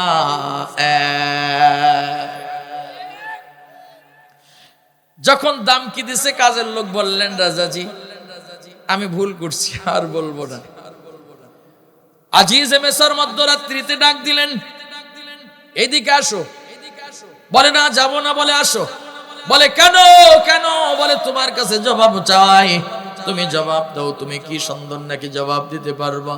মধ্যরাত্রিতে একাকি চলে গেছে, একা একা কানের তারত নিয়ে বললেন, এই তুমি বলো এর জবাব কি? বলে জনাব আপনি তো রাজা, এর জবাবটা আছে জেলখানায়। আপনি স্বপ্ন দেখেছেন রাজপ্রাসাদে, আর এর জবাব আছে জেলখানায়। কার কাছে জবাব আছে? বলে আপনি যাকে সশ্রম কারাদণ্ড দিয়েছেন ওই ব্যক্তির কাছে জবাব আছে। বলে কেন? বলে কালকে কয়েকদিন পূর্বে আমি একটা স্বপ্ন দেখছি, পার্শ্বে আর একটা কামরায় যারা ছিল তারাও স্বপ্ন দেখছে। আমরা কয়েদিরা স্বপ্ন দেখার পর ইউসুফ আলাইহিস সালামের কাছে স্বপ্নের ব্যাখ্যা জানতে চাইলাম। উনি বললেন তুমি কালকে এই মামলার থেকে খারিজ হয়ে বাড়িতে চলে যাবা, আর কয়েকজন ব্যক্তির 5 বছরের জেল হবে। আদালত দেখা গেল পরের দিন রায় যখন দিছে, ওদের 5 বছর সশ্রম কারাদণ্ড, আর আমাকে বিনা শর্তে মুক্ত করে দিয়েছে। জোরে জোরে বলা যাবে কি সুবহানাল্লাহ? তাহলে আপনি যদি ওই মানুষটারে ডাকেন, উনি সঠিক উত্তর দিতে পারবে। সঙ্গে সঙ্গে বলা হলো ঠিক আছে, তুমি যাও, নির্বাহী পাওয়ারে তাকে আমি মুক্ত করে দিলাম। আপনাদের এই জেলার একজন সুনামধন্য বাংলাদেশের আপসহীন নেত্রী এই মানুষটাকে মাত্র ইতিমের 1.5 কোটি টাকা আত্মসাতের অভিযোগে 3 বছর জেল দিল। স্বৈরাচার বলে বাড়াবাড়ি করবা, আবারও ঢুকাইয়া দিব। কথা বললেন না কেন? আমি আমার নির্বাহী পাওয়ারে দরদ কইরা দয়া কইরা তারে আমি ছেড়ে দিছি, লাফালাফি বাড়াবাড়ি করলে আবারও ঢুইকা দিমু। আল্লাহ কয় লাফালাফি কত করবি কর, আমি যখন ধরবো ওই যে সাইদি বলেছিল 18 কোটি মানুষ এমন ধাক্কা দিবে, মামু বাড়ি দিল্লিতে নরেন্দ্র মোদীর কোলে যায়া পড়বা। আমার প্রিয় ভাই, ইউসুফ আলাইহিস সালামকে নির্বাহী আদেশে নিয়ে আসা হলো। ইউসুফ আলাইহিস সালাম আসলেন, সালাম বিনিময় হলো। জিজ্ঞেস করলেন কেমন আছো? মুস্কি হাসি দিয়ে বললেন আলহামদুলিল্লাহ। মনে রাখবেন, আমরা কষ্ট ধরে রাখি না, লালন করি না, প্রতিশোধ নিতে চাই না। আমরা চাই আপনি ভুল বুঝে তাওবা করে আল্লাহর পথে ফিরে আসুন। কথা বলেন না কেন? ফাবিমা রাহমাতিম মিনাল্লাহি লিনতা লাহুম। আমি এর পক্ষে অনেক হাদিস ও কোরআন দিয়ে আপনাকে আমি বোঝাইতে পারবো, কিন্তু আমি আর আগাবো না। 12টা বেজে 15 মিনিট, আর আগাবো না। আর 15 মিনিট হলে ফুল 2 ঘন্টা বয়ান হবে। আর কথা বলছি না। প্রিয় জি, আলোচনা শেষ করবো। ইউসুফ আলাইহিস সালাম আসছেন, প্রতিশোধ নিতে আসেন নাই, ডেকেছেন, সম্মানার্থে এসেছেন। জিজ্ঞেস করা হলো ইউসুফ, আমি এমন স্বপ্ন দেখেছি, ব্যাখ্যা কি আছে তোমার কাছে? বললেন ব্যাখ্যা স্বচ্ছ আয়নার মতো পরিষ্কার। তাই নাকি? তাহলে বলো। সুযোগে ছোট্ট একটা কথা বললেন, মাননীয় রাজাজি, আপনি ছোট্ট বেলার থেকে আমাকে বড় করেছেন, আমাকে কোন অপরাধে অপরাধী সাব্যস্ত করিয়া 10 বছর সশ্রম কারাদণ্ড দিয়েছেন জানার আমার দরকার। সুবহানাল্লাহ বলেন। আজকে নির্বাহী আদেশে নির্বাহী পাওয়ারে আপনার কাজের জন্য আমাকে ডেকেছেন, আপনি আমাকে আপনার জন্য ব্যবহার করবেন, সমস্যা নেই, তবে আমার জানার দরকার আপনি আমাকে কেন জেল দিয়েছেন। সঙ্গে সঙ্গে বললেন এটি আমার ব্যাপার নয়, এটা রানীর ব্যাপার। ইন্না কাইদাশ শাইতানি কানা যায়ীফা, শয়তানের চক্রান্ত খুবই দুর্বল। ইন্না কাইদাকুন্না আযীম, নারীদের চক্রান্ত ভয়ঙ্কর, নারীদের চক্রান্ত ভয়ঙ্কর। হে যুবক, খালি বাংলাদেশে আইন হয় ইফটিজিং করো না, ছেলেদেরকে ধরে জেলে ভরায়, কিন্তু একটা মেয়ে 10টা ছেলেকে শাঁকা দিয়ে বাঁকা করে ফেলছে, এদের বিচার হয় না। ঠিক কিনা যুবক ভাইরা বলো? যুবকেরা বলতেছে এবার আমাদের মনের কথা কইছে সামনে। চলে আসছেন রানীর কাছে, জানতে চাওয়া হলো। রানী জিজ্ঞেস করলেন কেমন আছো? যদি একবার নয়নে ভালো লেগে যায় তারে কিন্তু ভোলা যায় না। ঠিক না? কথা বলে না, ঠিক না? মাকে বলি ইউসুফ আইয়ুহাস সিদ্দিক, হে ইউসুফ তুমি মহা সত্যবাদী। সুবহানাল্লাহ বললেন না? ইউসুফ আইয়ুহাস সিদ্দিক, আল্লাহর কোরআন সাক্ষ্য দিচ্ছে, কথাটা কোট কোরআনে করে দিয়েছেন। এখন আল্লাহ তাআলা কেন এই কথাগুলো কোরআনে কোট করলেন? এই জন্যই করলেন, এই জুলাইখা রূপী কিছু মানুষ কিয়ামত পর্যন্ত পৃথিবীতে আসবে। কথা বলে না? নমরুদের কথা কোরআনে কেন দিলেন? এই জন্য দিলেন, নমরুদের চরিত্রের মানুষ এ পৃথিবীতে কিয়ামত পর্যন্ত আসবে, তাদের জন্য এক্সাম্পল স্বরূপ আল্লাহ তাআলা কোরআনে কোট করে দিয়েছেন। ফেরাউনের সূরতের ফেরাউনের খালাতো বোন, চাচাতো বোন, এগুলো সূরত ধরেও বাংলাদেশের নেত্রী হবে। কথা বলেন না কেন? এজন্য আল্লাহ তাআলা তাদের ইতিহাস কোরআনের মধ্যে আল্লাহ কোট করে দিয়েছে। হুঁশিয়ার সাবধান, হুঁশিয়ার সাবধান, নতুন করে কেউ যেন স্বৈরাচার না হয়, বলে এদের যে অবস্থা হয়েছে তাদের হবে একই অবস্থা। ইউসুফ আলাইহিস সালাম শোনার পর মুস্কি হাসি দিলেন আর বললেন, রানী আপনি কি বলবেন যে আমাকে কেন এই কাজটা করেছিলেন? সঙ্গে সঙ্গে বললেন, আমার মনের মতো তুমি ছিলে, কিন্তু আমার কথা তুমি শোনো নাই। আমি যা চাই তাই যদি করতে, আজকে তোমাকে জেলে যেতে হতো না। ঠিক এটি যেমন মহা সত্য, কোরআনের ব্যাখ্যা আমার দেশেও জালেমের সঙ্গে যদি উলামায়ে কেরাম হাত মিলাইতো, জালেম যা বলে তাই যদি করত, বাংলাদেশের কোনো আলেমকে ফাঁসির মঞ্চে যাওয়া লাগতো না, লাগতো না, লাগতো না। আমার প্রিয় ভাই, সর্বশেষ চলে আসছি আমি আপনাদের খেদমতে। আপনাদের মনে আছে কিনা ইমাম গজ্জালি আর ইমাম শিরিন এ কথাটাই সুন্দর করে দুইজনের মাঝে কথোপকথন হচ্ছিল, মনে আছে না নাই? এই জায়গা থেকে ডালফালাগুলো এতক্ষণ পর্যন্ত 2টি ঘন্টা পর্যন্ত আপনাদের খেদমতে আলোচনা করলাম। আর কেউ উঠবেন না, নড়াচড়া করবেন না, তাকাতাকি করবেন না। প্রিয় ভাই, ইয়া আইয়ুহাল্লাযীনা আমানু তুবু ইলাল্লাহি তাওবাতান নাসুহা। আমার প্রিয় ভাই, শাহ সুলতান মাহমুদ গজনবী রহমাতুল্লাহি আলাইহি, ওই যে সেনাবাহিনীর সুন্দরী বউ, মনে কি আছে আপনাদের? ঘরের মধ্যে একজন যুবক বারবার ডিস্টার্ব করে, সে সিদ্ধান্ত নিয়ে চলে আসছে আর চরিত্র হনন করবে, মনে আছে না নাই? শেষ পর্যন্ত হনন করতে যখন পারে নাই, শাশুড়ি মার কাছে বৌমা এসে বললেন, আম্মা ওই যুবকটা বারবার আমাকে ডিস্টার্ব করতেছে, আপনি সুন্দর করে এর বিচারটা আপনি জাতির কাছে চান। মহল্লার মানুষের কাছে চলে গেছেন বিচার চাবার জন্য। ও মা, আমার বোন, দিলটাকে তুমি নরম করিয়া দাও। জীবনে কোনোদিন যদি এমন ভুল কইরা থাকো, চোখের একটা ফোঁটা পানি আল্লাহর জন্য তুমি বের করে দাও।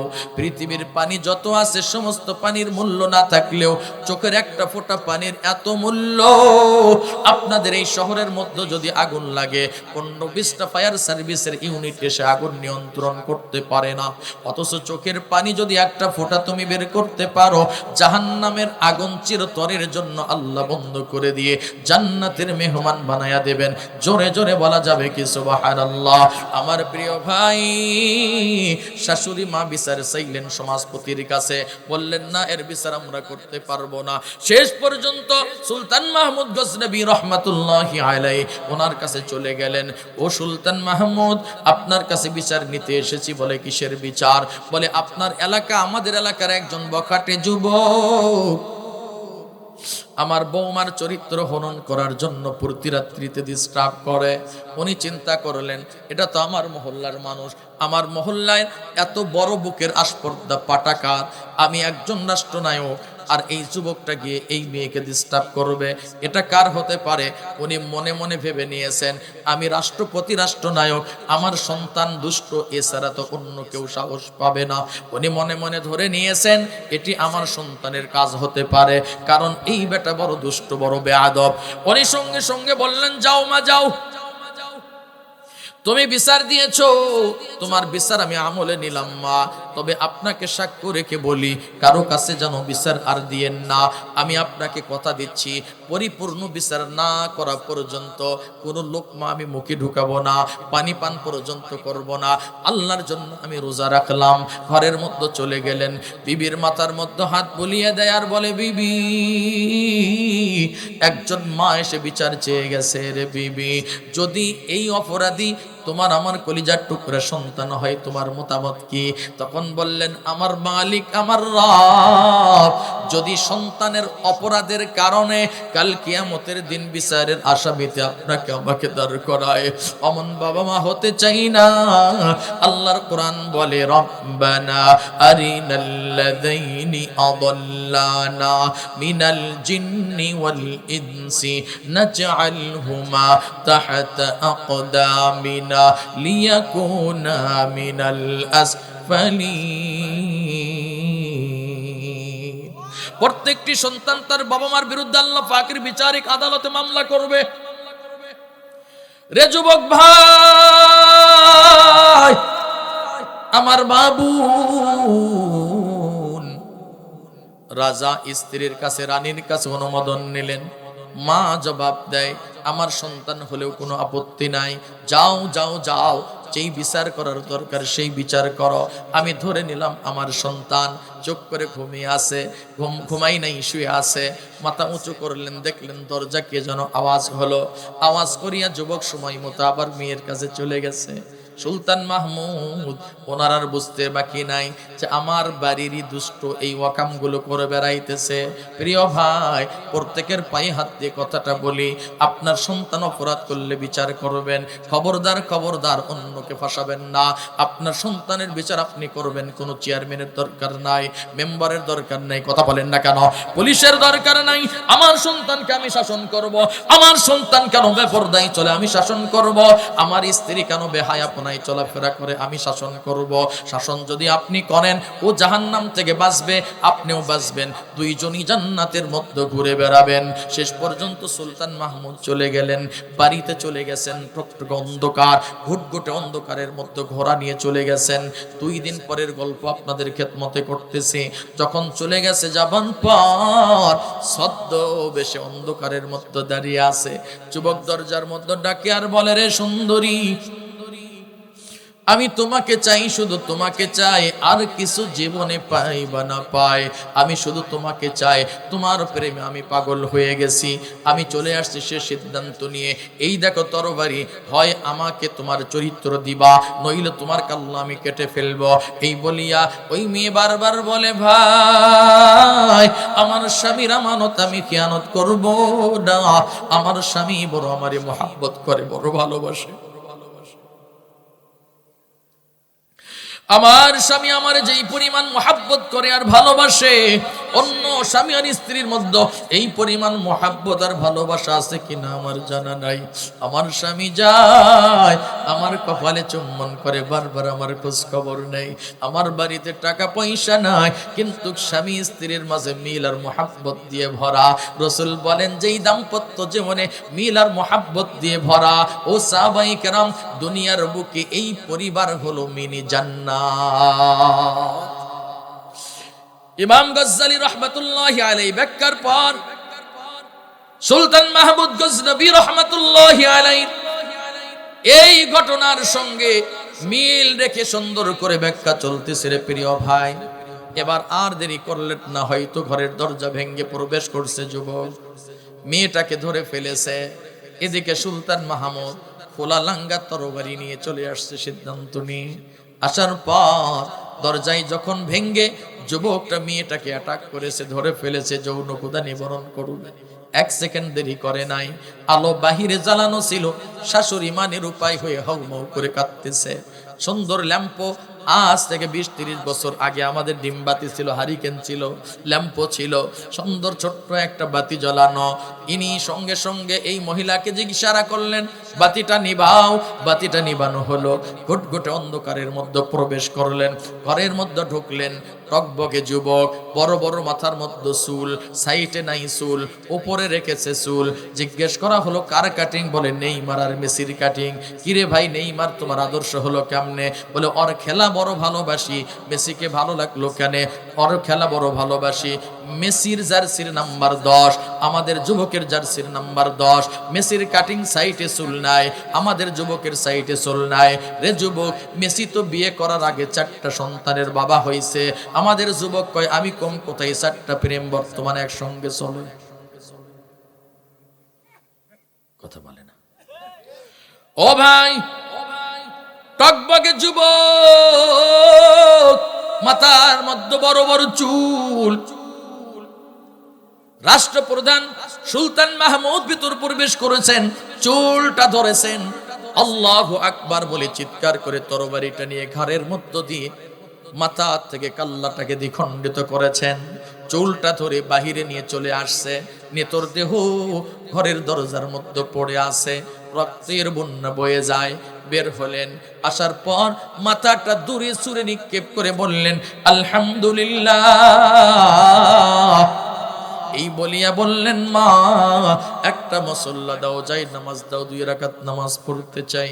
ভেতর থেকে একটা যাই নামাজ দেওয়া হলো, নামাজ পড়লেন। আর বললেন, মা একটা গিলাস দাও, একটা লোটা দাও। এ কেন কেন কেন? বলে একটা গিলাস পানি দাও। তুমি যখন বিচার দিয়েছিলা তখন আমি নিয়ত করেছিলাম, গো মালিক আল্লাহ, ইয়া রাব, যতক্ষণ পর্যন্ত এই অসহায় মানুষের বিচার করতে না পারবো ততক্ষণ পর্যন্ত কোনো লোকমা আমি মুখে দেব না। ও মা, আমি বিচার করলাম এখানে বাদী কেউ নাই, আসামি যেটা সেটা তোমার সন্তান নয়, আমার কলিজার টুকরা সন্তান। আমি সঠিক বিচার করতে পেরেছি, শুকরিয়া। 2 রাকাত নামাজ পড়লাম, আল্লাহর জন্য রোজা রেখেছিলাম, আমি ইফতার করেছি। জোরে জোরে বলা যাবে কি সুবহানাল্লাহ? আমার প্রিয় ভাই ইমাম শিরিন রহমাতুল্লাহি আলাইহি, ইমাম গজ্জানী বললেন, শোনো, আল্লাহ তাআলা যুগে যুগে এই রকম ইতিহাস যদি আপনার সামনে বলতে চায়, অনেক ইতিহাস বলতে পারবো। বলে এই মানুষকে আল্লাহ মনে আছে কিনা আপনাদের জানি না, সুন্দর করে বানাইছেন, হাত দিয়েছেন 10 মাস 10 দিন ধরিয়া। বানাবার পর আল্লাহ বললেন, আসরাফু আলা আনফুসিহিম লা তাকনাতু মির রাহমাতিল্লাহ ইন্নাল্লাহা ইয়াগফিরুদ যুনুবা জামিআ ইন্নাহু হুয়াল গফুরুর রহিম। ও বান্দা, আল্লাহ ডাক দিচ্ছেন, দেখান আল্লাহ ডাক দিচ্ছেন আমার মা বোন। আল্লাহ বললেন, ও বান্দি, ও বান্দা, তোমরা গুনাহ করেছো? বলে হ্যাঁ গুনাহ করেছি। কি গুনাহ? বলে প্রেমের গুনাহ। কি গুনাহ? জিনার গুনাহ। কি গুনাহ? বেপরদার গুনাহ। কি গুনাহ? নামাজ কাজার গুনাহ। কি গুনাহ? সুদ ঘুষের গুনাহ। কি গুনাহ? মিথ্যা গুনাহ। কি গুনাহ? কবিরা গুনাহ। কি গুনাহ? সগীরা গুনাহ। কি গুনাহ? শিরকি গুনাহ। কি গুনাহ? বিদআতি গুনাহ। কি পরিমাণ সব মিলে? বলে আল্লাহ বলা যাবে না। আল্লাহ বললেন কি উহুদ পাহাড় পরিমাণ? বলে তাও তো উহুদ পাহাড় দেখি নাই, বলতে পারবো না।